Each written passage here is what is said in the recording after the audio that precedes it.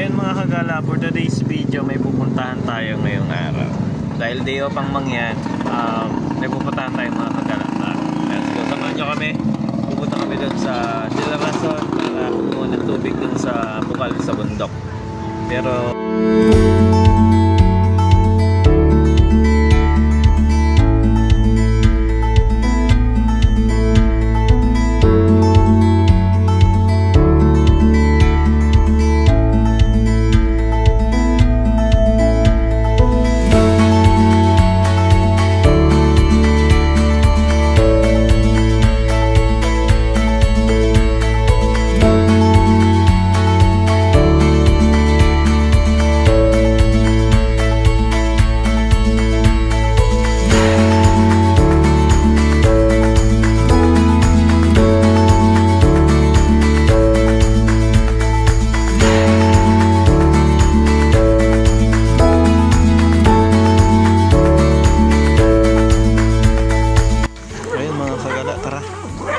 tabi-tabi po.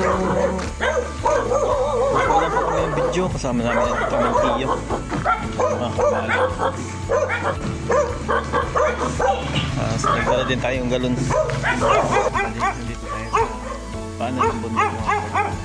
At di na nga ako nakapaghintay mga kagala. Bali, sumunod na rin ako nga pala sa aking nanay para tingnan kung ano yung kanyang ginagawa dun sa bandang dulo doon. At ako'y na-amaze mga kagala. Bali, nakakita ako dito ng mga normal na bato, tapos nabigla ako at ako'y namangha sa aking nakita bakit dito mayroong mga lutang na mga coral reefs.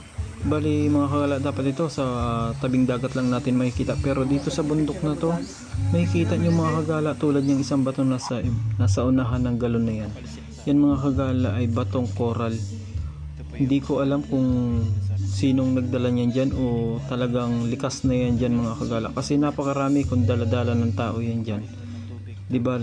Dapat ko konti lang yan, pero napakarami yan mga kagala. Yung tinatapakan namin dito sa pagtawid na ito, napakadaming matatalas na batong animoy coral mga kagala. At yan, napakalinis ng tubig. Yan yung sinasabi ko sa inyo mga kagala, na galing sa loob ng bundok na tubig, napakalinaw. Bali naging wishing well na rin siya.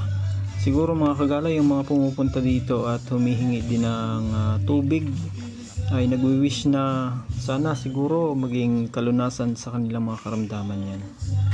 Bayan dito tayo. Wala tayo ng tubig. Galing dito sa bukal. Sa may ilog ito mga kagala.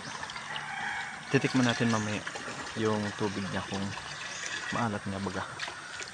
Mga kagala. Yung nanay ko nagasalak ang tubig. Ayan. Iniinom niya yung tubig. Maalat talaga.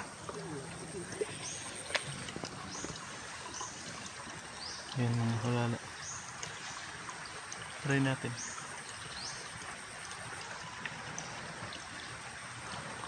Talagang maalat mga kagala. Maalat nga. Gamot niya yan sa loob at labas ng katawan ng tao. Kung paano yung sa bulkan mayon, langis naman. Ito naman ay tubig. Maalat, maalat.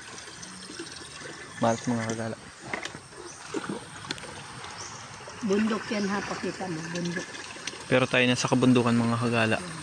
Sinong makakapagsabi na ang lalabas dito na tubig galing dito sa bundok na ito ay napakaalat mga kagala? Alat lang.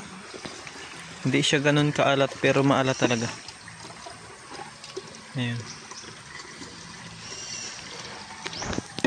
Ayun mga kagala, sa may mga nais at naniniwala na ito yung magiging sagot sa inyong kagalingan.